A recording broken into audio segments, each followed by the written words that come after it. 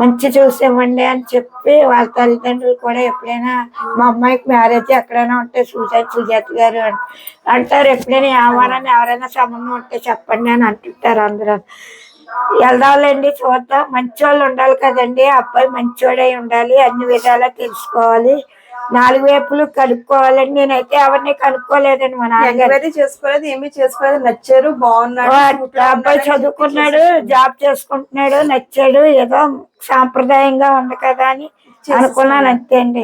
వాళ్ళకి అంత ఇల్లు ఉందని కూడా అప్పట్లో నాకు తెలియదండి. మా పెళ్ళికి అదే మా మామయ్య గారు స్థలం అదేనండి. ఎప్పుడన్నా మీ చుట్టాలింటికి గట్ట వెళ్తా ఉంటారా? ఎప్పుడే పండగలకి వెళ్తామండి. ఎవరింటికి వెళ్తారండి? మా బాబాయ్ వాళ్ళ ఇంటికి వెళ్తాం. నాన్నగారు వాళ్ళ తమ్ముడు గారు. తర్వాత అమ్మగారిది సామకొట్టే అండి. మావయ్యలు పోయారండి. మావయ్య గారు అమ్మాయి పెద్దమ్మ గారు అబ్బాయి చేశారు. వాళ్ళిద్దరు అన్నయ్య వదిలేరు. వాళ్ళ ఇంటికి వెళ్తామండి. తమ్ముడు మీరు వెళ్తారు?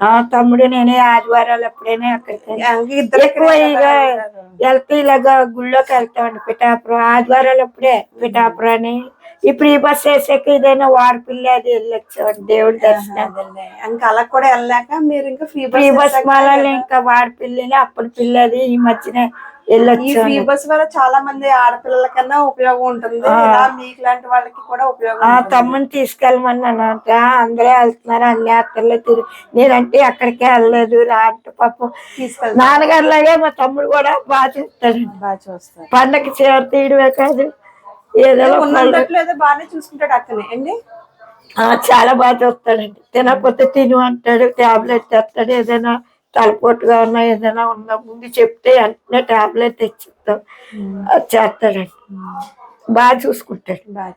అసలు మాట వాళ్ళు ఇలా చేసావు అలా చేసావు కూడా నేను ఇంకా ఎక్కడ ఇబ్బంది పడతాను, ఇంకా ఎక్కడ ఇబ్బంది పడతానని పొద్దున్నే లేచి ఖాళీ గిల్లు కూడా తనే తోస్తారు. పొద్దున్నే తోవడం అది చేస్తారు.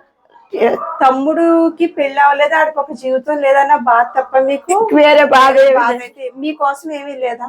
నా కోసం అంటే ఇంకేమి లేదండి. మీకోసం అయితే ఏమి లేదు, అన్ని వదిలేసుకున్నాను. ఆశ పెట్టుకోలేదు. కాకపోతే నా తమ్ముడికి ఒక జీవితం అవి ఆడ ఒక ఇంటాడు అవ్వాలని అంతే. అదే మీ ఆశ. ఫోన్లమ్మ ఎప్పుడు